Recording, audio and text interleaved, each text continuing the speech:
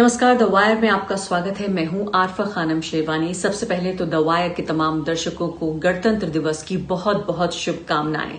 गणतंत्र दिवस इस बार का बहुत खास था, इस वजह से भी खास था क्योंकि रिपब्लिक में जो पब्लिक है उसने ये तय किया कि वो अपना गणतंत्र, अपना रिपब्लिक डे खुद मनाएगा। 2 महीने से दिल्ली के अलग अलग बॉर्डर्स पर बैठे हुए किसान, उन्होंने ये तय किया कि जब अब तक सरकार की कानों तक उनकी आवाज नहीं पहुंच रही है तो वो दिल्ली के हुक्मरानों तक खुद पहुंचेंगे, उस संसद भवन तक भी पहुंचेंगे। संसद भवन उस राजधानी में पहुंचेंगे जहां संसद भवन है, जहां पर सांसद बैठते हैं और वो लोग जो उनके लिए नीतियों का निर्धारण करते हैं, जो उनके लिए कानून बनाते हैं, उनके कानों तक आवाज जाए। उन्होंने ये फैसला किया कि वो गणतंत्र दिवस मनाएंगे। अभी तक आपने देखी थी तमाम तरह की सरकारी झांकियां जिसमें अलग अलग राज्यों का हमें एक तरह का कल्चरल हेरिटेज नजर आता है या हमारी जो सैन्य शक्ति है वो नजर आती है। लेकिन अब की बार किसानों की झांकियां देखने को मिली, अलग अलग ट्रैक्टर्स में अलग अलग तरीके की झांकियां। उस सब पर हम बातचीत करेंगे। लेकिन इस गणतंत्र दिवस पर कुछ चीजें ऐसी हुई, कुछ बातें ऐसी हुई जिन्हें रोका जा सकता था, जिनके लिए खुश नहीं हुआ जा सकता। इसमें सबसे बड़ी बात यह हुई कि एक किसान की मौत हो गई और इस किसान को हमारी बहुत बहुत श्रद्धांजलि। हालांकि इस पर एक विवाद यह है कि पुलिस का ये कहना है कि ट्रैक्टर के पलटने से इस किसान की मौत हुई है, लेकिन किसानों का ये कहना है कि उसके सर में एक गोली लगी जिसकी वजह से वो गिरा और इसकी वजह से उसकी मौत हुई है। खैर वो बात अपनी तरफ, लेकिन किसानों और दिल्ली पुलिस के बीच ये बात तय पाई थी कि इन तयशुदा रूट्स पर दिल्ली में किसान दिल्ली के बॉर्डर्स पर रहेंगे लेकिन अंदर दाखिल नहीं होंगे। उनमें से कम कुछ एक समूह किसानों का ऐसा रहा जिसने इस तयशुदा बात को नहीं माना और वो दाखिल हो गए। न सिर्फ कि दिल्ली में दाखिल हो गए बल्कि बाकायदा लाल किले पर जाकर उन्होंने झंडा तक फहराया। अब यहां पर विवाद ये हो रहा है कि ये झंडा जो फहराया गया, ये झंडा क्या फहराया जाना था? क्या ये जो निशान साहिब जिसे कहा जाता है, सिखों का धार्मिक झंडा, क्या फहराया जाना चाहिए था? पहली बात तो ये अफवाह उड़ गई कि तिरंगे को नुकसान पहुंचाया। तिरंगा जो हम सबका, मेरा, आपका, तमाम 130 करोड़ भारतवासियों की हमारी आन है, हमारा शान है, हमारा मान है, उसको नुकसान पहुंचाया गया। लेकिन उसके बाद ये खबर आई कि तिरंगे को नुकसान नहीं पहुंचाया बल्कि तिरंगे के नीचे निशान साहिब लगाया गया। तिरंगा अपनी जगह पूरी तरीके से सही सलामत है। लेकिन किसने ये हरकत करने की कोशिश की, वो भी गणतंत्र दिवस के मौके पर? आखिर वहां पहुंचने की कोशिश क्यों हुई? इस सब को लेकर विवाद खड़ा हुआ। लेकिन फिलहाल अभी भी जो कानून व्यवस्था है उस पर नियंत्रण तो पाया जा सका है, लेकिन जो मोबाइल नेटवर्क है, खासकर जो बॉर्डरिंग इलाके हैं, वहां पर ये मोबाइल नेटवर्क अभी भी कमजोर बताया जा रहा है। इंटरनेट सर्विसेज जो है वो सस्पेंड कर दी गई हैं। तो इससे पहले कि हम अपने रिपोर्टर्स की तरफ जाएं और आज आपको दिन भर की रिपोर्ट्स के बारे में बताएं, यहाँ ये भी देखना महत्वपूर्ण है कि जब कोई मूवमेंट शुरू होता है, जब कोई आंदोलन होता है, तो ये इस तरह से एक एक व्यक्ति को कंट्रोल नहीं किया जा सकता, एक एक व्यक्ति के मूवमेंट को नहीं देखा जा सकता। इसीलिए हमने देखा था जब निर्भया का बलात्कार हुआ था, उस जघन्य बलात्कार के बाद जिस तरह के प्रदर्शन हुए थे, उसमें प्रदर्शनकारी राष्ट्रपति भवन तक घुस गए थे, क्योंकि जज्बात जो हैं वो उमड़ रहे होते हैं और ऐसे में शायद इस बात का ध्यान रखना सबके ये मुश्किल होता है कि क्या तयशुदा बात थी जिस पर अमल करना बहुत जरूरी है। तो ये बात जरूर है कि ये दुर्भाग्यपूर्ण है कि इस तरह की हिंसक घटनाएं हुई, क्लैशेस हुए। और सबसे बड़ी बात यह है कि पुलिस ने टीयर गैस का इस्तेमाल किया, लाठी चार्ज किया। इसके अलावा हमने इस तरह की भी तस्वीरें देखी जिसमें बुजुर्ग किसानों के ऊपर भी लाठी चार्ज किया। लेकिन इस सबसे अलग रिपोर्टर्स पर जाने से पहले एक दो महत्वपूर्ण चीजें हैं जिसको समझना जरूरी है। पहली बात तो यह है कि जिस व्यक्ति ने ये झंडा फहराया उस व्यक्ति का नाम है दीप संधू। ये व्यक्ति पहले भी प्रकाश में आ चुका है, जो कि एक एक्टर है और एक एक्टिविस्ट है। उसने ये कहा कि हमने सिर्फ अपनी बात मनवाने के लिए हम वहां तक गए, अपनी बात सुनाने के लिए हम वहां तक गए, हम शांतिपूर्ण तरीके से करना चाहते हैं। लेकिन इस व्यक्ति के बारे में कई बार खबरें इस तरह की आ चुकी हैं कि ये भाजपा समर्थित है, खुद प्रधानमंत्री के साथ दीप संधू की तस्वीरें हैं। तो ऐसे में क्या किसी भी तरह से इस व्यक्ति को एक क्लीन चिट दी जा सकती है कि इसका कोई राजनीतिक संबंध नहीं है या सिर्फ ये तथाकथित सिर्फ एक किसान है और वो वहां पर झंडा लेके चढ़ गया? दूसरी महत्वपूर्ण बात कि क्या ये सब जो हिंसा हुई, ये सब जो बवाल हुआ, क्या इसके पीछे सिर्फ किसानों को जिम्मेदार ठहराया जाएगा या वाकई सरकार को जिम्मेदार ठहराया जाएगा? वो सरकार जो 2 महीने तक किसान लगातार ठंड में पड़े हुए हैं, 120 से ज्यादा किसानों की ठंड से और अन्य वजहों से जान जा चुकी है इन्हीं प्रदर्शनों के दौरान। उस सब के बावजूद 11 राउंड की बातचीत में सिर्फ और सिर्फ खानापूरी की जा रही है, सिर्फ और सिर्फ रस्म अदायगी की जा रही है, जब देश के करोड़ों लोगों को खासकर उन लोगों को जो आधी से ज्यादा आबादी कृषि पर निर्भर करती है। अगर इन तमाम लोगों को ये लगता है कि ये कानून हमारे खिलाफ हैं, तो क्यों आखिर सरकार इस पर अड़ी हुई है?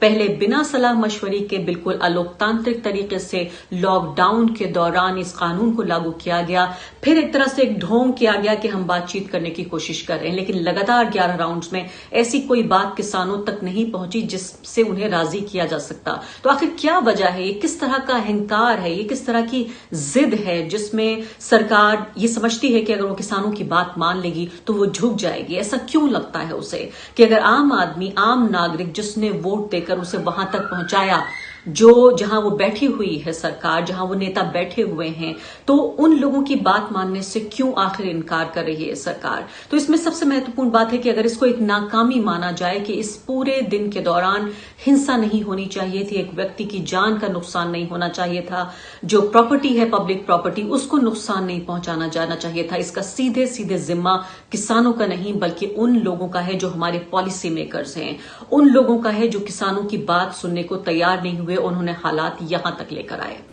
तो आइए अपने संवाददाताओं की रिपोर्ट देख लेते हैं। हमारे संवाददाता याकूब अली जो कि टिकरी बॉर्डर से उन्होंने शुरुआत की अपनी रिपोर्टिंग की और लाल किले तक गए, ये देखने की कोशिश करते हैं कि ये पूरा जो उन्होंने ये सफर तय किया वहां का, वो किस तरह से उन्होंने किस तरह से देखा, किसानों को क्या कह रहे थे किसान, क्योंकि ये रिपोर्ट इसलिए भी अहम है कि बहुत ज्यादा सूचना को गलत ढंग से पेश करने की लगातार कोशिश की जा रही है न्यूज चैनल के जरिए। मैं इस वक्त लाल किले के ठीक सामने हूँ और आप मेरे पीछे देख सकते हैं तिरंगे के जो बगल में जो झंडा फहराया गया है वो है निशान साहिब का झंडा, और यहाँ पर आप किसानों की भारी भीड़ भी देख सकते हैं। इस आंदोलन को मैं टिकरी बॉर्डर से कवर करते हुए आ रहा था। टिकरी बॉर्डर से आगे कई जगह पुलिस ने बैरिकेड करके इन लोगों को आने से, दिल्ली में घुसने से रोकने की कोशिश करी, मगर इन्होंने बैरिकेडिंग भी तोड़ दी। उसके बावजूद दिल्ली पुलिस ने काफ़ी कोशिश करी मगर ये नहीं रुके और ये इन्होंने लाल किले में आकर अपना तिरंगा फहरा दिया है। आगे देखते हैं कि ये किस मोड़ पे यह आंदोलन जाता है, क्योंकि मेरी कुछ किसानों से बात हुई है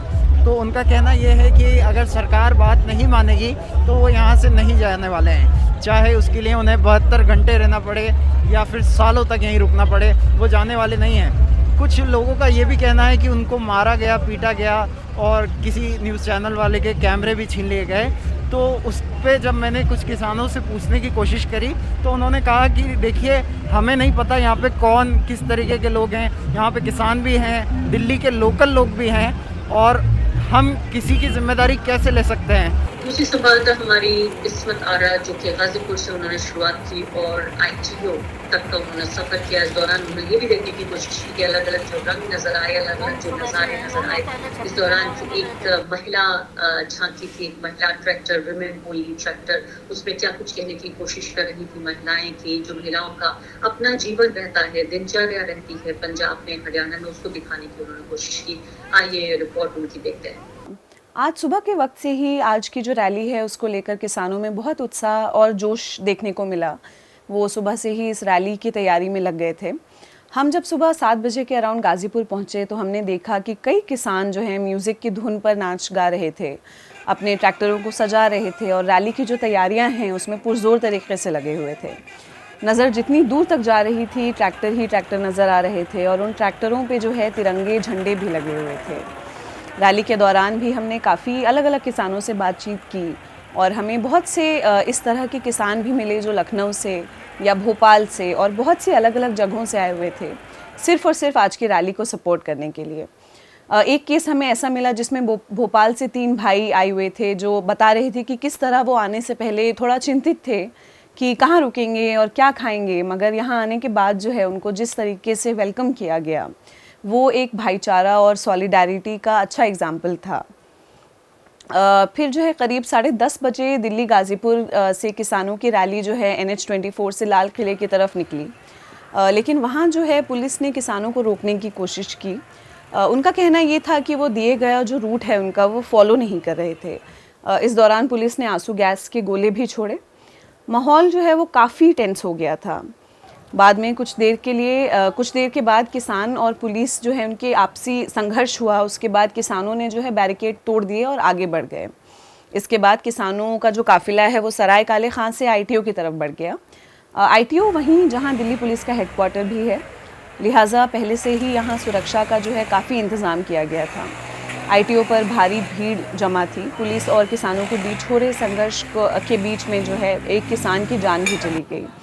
उसकी बॉडी जो है सड़क पे ही रखी हुई थी। किसानों का कहना ये था कि ये पुलिस की गोली लगने से जो है उनकी जान चली गई, जबकि पुलिस का कहना ये था कि ट्रैक्टर पलटने से उसकी मौत हुई। इसी बीच संघर्ष बढ़ता गया और ट्रॉलियों के साथ आगे बढ़ते किसान लाल किले तक पहुंच गए, जहां पहले से काफ़ी किसान पहुंचे हुए थे। कुछ किसानों ने लाल किले पर पहुंच के जो है अपने तिरंगे के साथ अपने संगठन का जो है वो झंडा भी फहरा दिया। अब सवाल ये है, देखना ये है कि क्या किसान इसी मजबूती के साथ जो है अपना आंदोलन जारी रख पाएंगे और क्या सरकार इसके बाद कोई कदम उठाएगी। और दुर्भाग्यपूर्ण ये रहा कि हमारे संवाददाता मुकुल के साथ किसानों के दौरान ही उसी एक समूह में कुछ लोगों ने मारपीट करने की, बदसलूकी करने की कोशिश की। तमाम लोग जिनसे जो टीवी चैनल से किसान नाराज थे और सोच रहे थे कि जिनके पास भी कैमरा है वो उनके दुश्मन है और गलत सूचनाएं पहुंचा रहे हैं आम जनता तक किसान आंदोलन के बारे में। उसी नाराजगी को हमारे संवाददाता के ऊपर निकाला गया। उनको कुछ चोटें भी आई। हमारे संवाददाता मुकुल जो हमारे साथ इस वक्त बातचीत करने के लिए मौजूद नहीं है, लेकिन मुकुल, प्रभात दोनों हमारे संवाददाता वहाँ पर मौजूद थे। आइए देखते हैं प्रभात की ये रिपोर्ट। आज 26 जनवरी गणतंत्र दिवस के अवसर पर किसान नेताओं का कॉल था कि वो रिपब्लिक डे परेड की तर्ज पर जो है ट्रैक्टर परेड निकालेंगे और कृषि बिलों का विरोध करेंगे। जब हम ये परेड कवर करने के लिए सुबह 8 बजे मैं अपने सहयोगी मुकुल के साथ जो है सिंघू बॉर्डर पर पहुंचा, तो वहाँ हमें किसानों ने बताया कि ऑलरेडी 1000 से अधिक ट्रैक्टर जो है वो आगे निकल चुके हैं और अभी कई हज़ार ट्रैक्टर जो हैं वो पीछे लगे हुए हैं। तो हमने उनमें से एक ट्रैक्टर पर हम बैठ गए और हमने शूट करना शुरू किया, रिकॉर्ड करना शुरू किया कि जो भी जिस तरीके से रैली आगे बढ़ रही थी हम उसको कवर करने का पूरा प्रयास कर रहे थे। हमने लोगों से बातचीत की, शूट किया। तो रास्ते में जब मुकबरा चौक एक जगह पड़ती है सिंघू बॉर्डर से काफ़ी आगे जा कर के, वहाँ पर जब हम पहुँचे तो हमने देखा कि कुछ बसें जो है वो टूटी फूटी हुई थी, यानी कि वहाँ पे थोड़ा वायलेंस जैसी सिचुएशन हो चुकी थी। वहाँ पे टीयर गैस चल चुकी थी, उसकी स्मेल जो है वो फील की जा सकती थी। ये सारी चीज़ें, बैरिकेड तोड़े गए थे। तो वहाँ पे जो है कॉन्फ्लिक्ट जब हम वहाँ पर पहुँचे तो हो चुका था। उसके बाद की सिचुएशन में वहाँ पर पहुँचे तो उसके आगे जो प्री डिसाइडेड रूट था जिस पे किसान नेताओं की और दिल्ली पुलिस की सहमति बनी थी, वहीं से वो रूट अलग होता था। जब हम कश्मीरी गेट तक पहुँचे तब हमें समझ में आया, और तब तक हमें कोई जानकारी नहीं थी कि रेड फोर्ट पर क्या हो रहा है या ITO पर क्या हो रहा है। तब जब हम वहाँ पहुँचे तो हमें पता चला कि लाल किले में ये सारी घटनाएं हो चुकी हैं। और जब हम लाल किले पर पहुँचे तो वहाँ पर वो झंडा फहराया जा चुका था, जिसकी तस्वीरें आप देख सकते हैं। झंडा फहराया जा चुका था। जब हम वहाँ पर पहुँचे तो जो लाल किले की प्राचीर है जहाँ से प्रधानमंत्री भाषण देते हैं, वहाँ पर किसानों की भीड़ थी और नीचे जो बाहर जो यार्ड है लाल किले का, वहाँ पर भी हज़ारों की संख्या में जो है किसान जो है वहाँ पर मौजूद थे। हम और मेरे सहयोगी मुकुल जो है वहाँ पर कवर करने लगे, शूट करने लगे, लोगों से बातचीत करने लगे।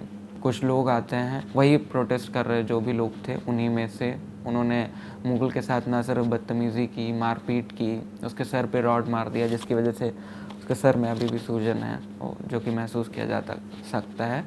और मुकुल के अनुसार उन्होंने पहले धक्का मुक्की की, उन्हें धक्का देकर ज़मीन पे गिरा दिया, उनसे बदतमीज़ी की और उनका कैमरा छीन लिया।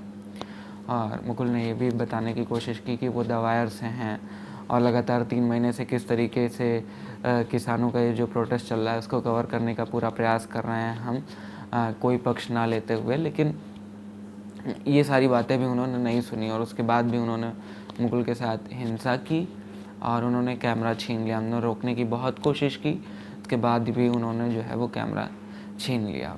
और उन्होंने कैमरा छीना तो उसके साथ साथ हमने जो सुबह से शाम तक जो भी फुटेज रिकॉर्ड की थी, उनमें से अधिकांश फुटेज जो है वो भी उसके साथ ही चली गई। तो ये कह सकते हैं एक हिसाब से हमारे लिए बहुत बड़ी प्रॉब्लम थी कि हम जो कवर करने के लिए गए वो सारा कंटेंट ही हमारा जो है वो कैमरे के साथ वो भी चला गया। तो एक तरीके से हमारा काफ़ी बड़ा नुकसान हो गया वहाँ पर।